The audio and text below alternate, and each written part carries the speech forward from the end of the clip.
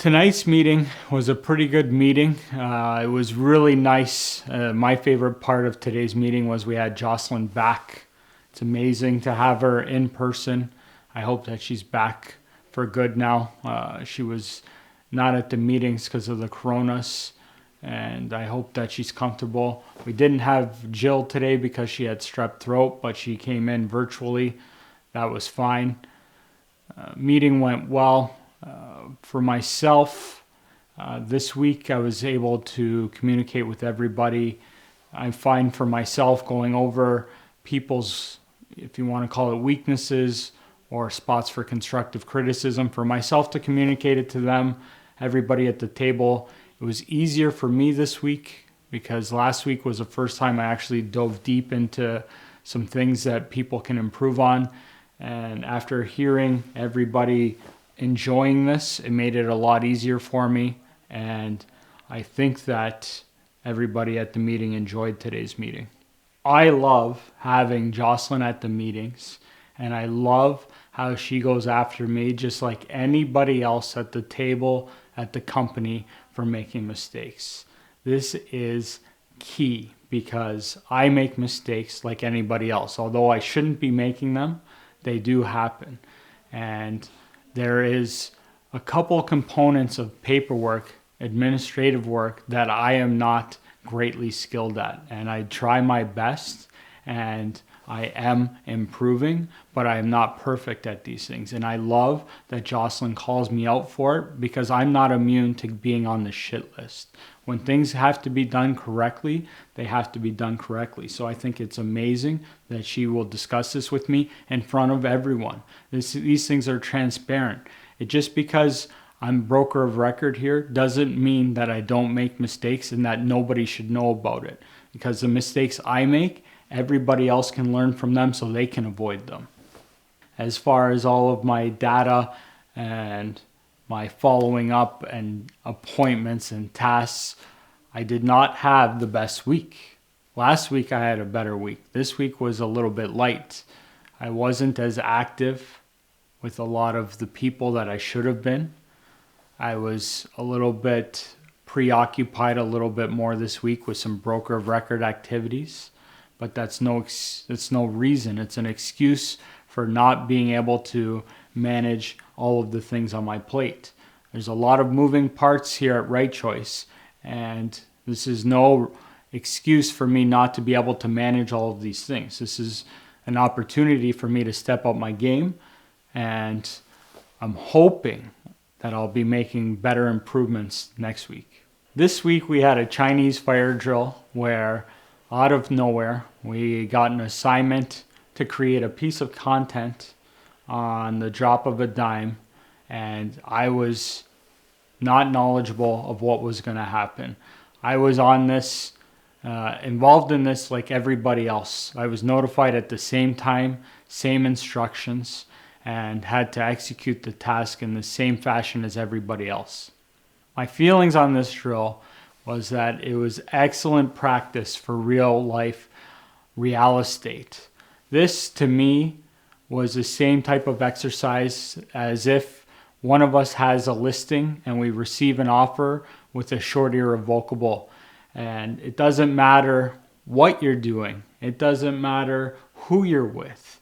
If you have a listing and you get an offer and you have to respond to it, you have to respond to it. So this drill put us in a high pressure situation where we had to collect ourselves, understand the task at hand, and execute. This was a great practice Chinese fire drill, and I was really happy with the troops, how they executed it. At least Kevin, Brian, and Cole. Jillian dropped the ball. So Jillian dropped the ball from my understanding because she did not take full time to read the instructions. We were given instructions in text form, and we were giving a short amount of time, and how I understand is she just took a look at it at a glance and gave her.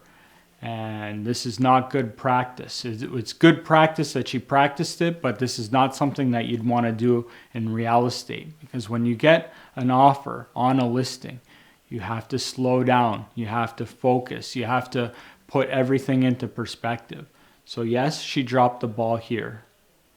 But yes, we're discussing what happened and how to improve from here. So the fact that it happened, it's all right. Jillian, if you're watching this video, do not worry. These things happen. This is why we do Chinese fire drills, is so that we can learn from them. This week we had some homework for everybody here at Right Choice, and that's to update their contacts in their database using Google Sheets. So this was good practice. One, for using Google Drive and Google Sheets with little guidance on how to do that, but updating their database. And everybody kind of performed at a different level. With Cole and Kevin, we asked both of them to update all of their past deals and contacts. And from what I was told at the meeting, Cole had executed all of his contacts and got it done. Kevin, being the overachiever he is, also did that, but I added in extra data points on each client in that database. And it was nice to see him adding to the list, because there was certain things that we wanted to see in there, he added in extra things for his own reference, which is amazing. With the recruits, we gave them a little bit of a different approach since they don't have any past buyers or sellers. We asked them to just fill in 10 contacts for them in their database, and both of them executed that. We asked for 10, I think they both did 10. So it's nice that they completed the task, but it would have been even better if they filled in more contacts. But at least right now they have something to work from, and hopefully we can build on that from here.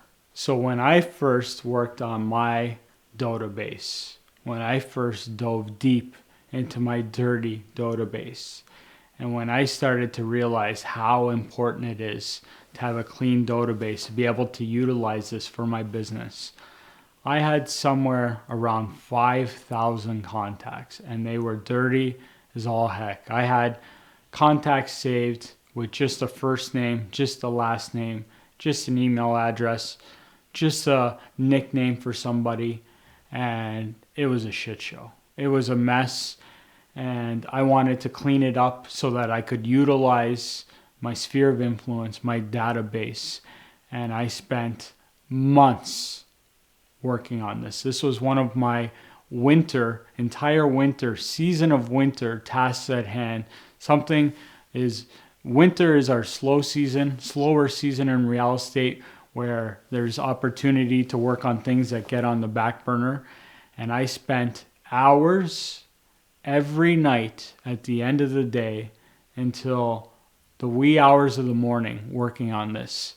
And it is now in a spot where it is way better than it was before. I took over 5,000 contacts down to just over 3,000, eliminated 2,000 with duplicates or people that didn't exist anymore or just trash, and got rid of it. And now having a clean database, it's like a weight off my shoulders, and it gives me some extra tools, some arsenal in my business game so I can execute and utilize this moving forward.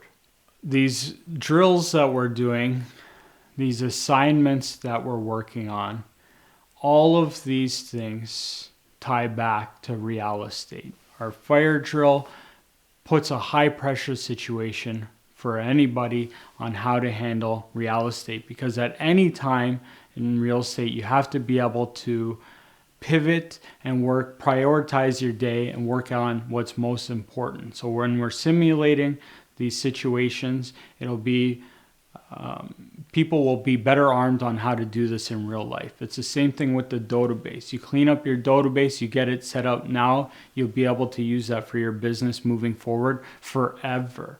These simulations and practices is just going to strengthen everybody's skills and abilities so that when they're in real life situations, they're going to be able to execute. You don't just go out and play games. You practice and then you go and you win. This week, I'm going to achieve some health happenings. I'm definitely going to not allow myself to make the same mistakes as last week. I'm not going to indulge in foods. It's not my birthday. It's not Father's Day. There is an opportunity for myself to be away this weekend up at a cottage, and whether I go or not, I'm not going to let the foods get in my way of my health happenings. I don't want any of that shit to get in my way. And what am I going to work on?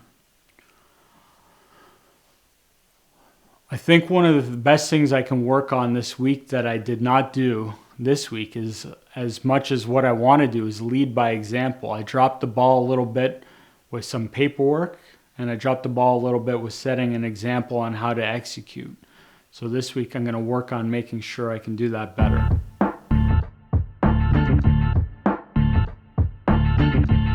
This weekend I put the health happenings on hold. This weekend was my birthday. I turned 137 years old and ate a ton of foods. All right, Robin, it was Mexican night. She made a bunch of Mexican foods, tacos, beef tacos, shrimp tacos, guacamole, pico de gallo, cervezas. It was Father's Day, so went over to the in-laws, had a bunch of barbecue, tons of food, lots of good foods, but these foods did not help the health happenings. I did a lot of running this week, a lot of walking, a lot of tennis. I beat all right Matt Chu at the tennis. Not so much, but we had some good rallies. Tons of exercise, but tons of bad food, and barely lost any weight this week.